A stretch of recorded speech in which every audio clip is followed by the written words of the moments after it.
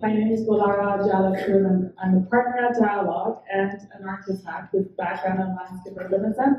And my work focuses on designing healthfully connected communities through that thoughtful and interdisciplinary design. So obviously today we'll be talking about design for aging, and not as a medical condition, but as a beautiful and vibrant chapter of life. So we'll walk through the challenge that we have in terms of design, the design we have for aging, and the opportunity there, that how we can change that, how can we shape that paradigm. A tool that we've developed as Dialogue and in partnership with Conference Board of Canada, which is called the Community Wellbeing Framework, and some lessons learned. So speaking of the challenge, our environment really treats aging as a condition to manage, but it's not really as it should be, as a beautiful chapter to be celebrated. So our architecture typically for long-term care or senior living or nursing homes and all those typologies is typically very isolated, very uninspiring, and really not designed with empathy. We have medicalized aging, in other words, instead of absolutely designing for life. So a lot of those facilities are designed more so like clinics and hospitals, not like homes. You see those double-sided corridors with white finishes, or sterile finishes, and they're designed with efficiency in mind, with no empathy there, which is a problem. And so all our buildings are really. The buildings themselves are old, whether we renovate them, but they're still really old, and the model that they've designed are even older than that. And this is critical. I mean, we've heard a lot of incredible data that supports this, but I'm just going to talk about two of them as a reminder. This is critical because now, by 2043, according to Statistics Canada, 1 in every 4 Canadians will be 65 and over. And we heard it over and over that 90% of older adults want to age at home, but this is really not facilitated or supported by our zoning, our healthcare systems, and they don't support it in our housing technologies are not supporting that. So I'm going to we heard a beautiful story that Gabriel shared about her grandparents. I'm going to share a story that's given to me. A couple of years ago, I visited a long-term care just outside of the city of Toronto, and I met this incredible woman in her 80s, and she had raised 4 children in a bustling home, and it was like with the smell of it, she describes saffron and rice, and the sound of laughter in every single room. And now I found her at the end of this hallway.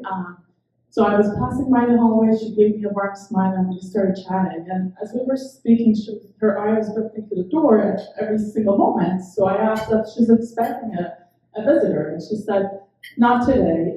So I asked, like, how often do you get a visitor? And she said, in fact, every weekend. So I was like, that's great. And then she sighed and she said, like, but these here are so long.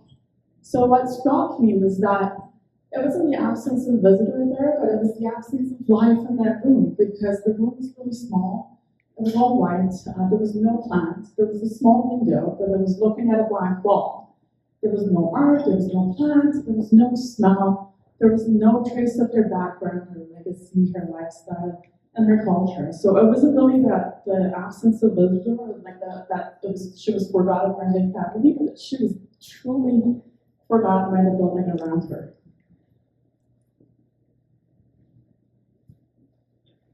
So yes, we hear a lot about we need more housing, and we need more beds. Absolutely true, but we don't just need buildings, we need homes, we need better buildings, we just don't need beds, we need the sense of belonging. So as we design, we need to really take that into account. We need to design to foster identity, to celebrate art, culture, and lifestyle. So that's a huge challenge. I'm sorry that it's not good news, but with every challenge there comes a huge opportunity. So we do have that opportunity now to really shift the paradigm, to really think this twice and design differently. What if senior living was felt like legacy, not really lost. What if we design it for life? What if we design it with as the most meaningful, most beautiful chapter of one's life story? So I'll quote from Jan Gehl, who's an urbanist with focus on human-centered vision. He's from Denmark, and I admire him. So he says with designers, cities for car, and not for people, and definitely not for those older people who raised us. And it's so true. And let's flip that. Let's design for connected and joyful spaces for people at every age. And so here are some key ideas. Let's look at intergenerational houses. I think Catherine briefly touched on it, but it's really important to think like that, because there might be some challenges, but there's huge potential in those typologies where different generations are co-hosts.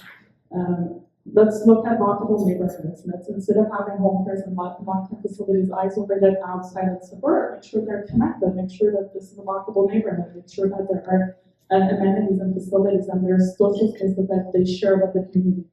And then obviously smart aging in place technology is key, but I'll emphasize that not to be super visible and dominating, but be invisible and subtle, and not for the sake of technology, but for the support. So over the next few slides, I'm going to highlight some inspiring European examples of senior living where they're done differently. And I'm hoping that they show how if we shift our minds, what can be done if we shift our mindsets from care as containment to care as a community. So this is an example in France. It's called Le Landai, or Landai. I'm sure a lot of people speak French here, so I'll do my best. But so it is a village. It's very safe and secure, and so all the senior can really live and live securely. There are gardens, there are cafes, libraries, and a lot of facilities there. Even resident animals, and it's a really full of life space, and they have freedom, they have autonomy, and obviously a lot of joy. Another model that this is not just one building, that's Sylvia Bowett's a model of housing that's developed in Sweden back in 2015, and it's a housing model that it's a series of prefabricated modular buildings, but they're designed to allow for aging in place. And so it's not just what makes them spectacular, is not just the technology and the construction method, but it's the fact that they're really thoughtful in the layout, or the intuitive wayfinding that's incorporated, and the sensory friendly materials that are incorporated, and the subtle, the smart technology that's incorporated. I think Catherine also briefly mentioned about this project at Hogwake. This is in Netherlands, and this was one of the first dementia villages on the board that was built in 2009. And it's still incredible. It has about 23 houses, about 150 residents there, and all the houses are designed, unlike the long-term care that I described, that didn't have any sense of lifestyle, any trace of one's cultural background. These houses are designed with the lifestyle in mind, and then again, this project really blurs the line between care and the community. There are still a lot of healthcare providers there, but they're more so like not just like traditional nurses, but more like life companions and champions. And last one, just to briefly talk about it, Santa Cura in Austria. This is they're one of the leading care providers in Austria and Eastern Europe, and they have many projects. Some are renovation and some are new builds, and the new builds are usually really close to urban centers, really close to all the amenities and facilities for access, and designed intergenerational. So you see kids as well as in their facility. Each of them have different programs to facilitate that, but they bring kids and seniors together. So we've heard about the challenge, we've heard about the opportunity. Now I just wanted to take this beyond an intention to an impact, beyond an idea and aspiration to an action. So we are from Dialogue. We truly care about the well-being of the community. That's at the heart of our practice, and right front and center of our mission is to, as designers, we have the ability and the obligation to really improve the health and well-being of our community. So that we developed, worked with Compost Board of Canada and developed a tool that we call a community wellbeing framework, and that was with collaboration with a lot of planners as well as researchers to help us measure the well-being of the environment staff design, so that we can design for better well-being. With that, I'm just going to invite my colleague to talk about the community wellbeing framework and how that can guide the developments.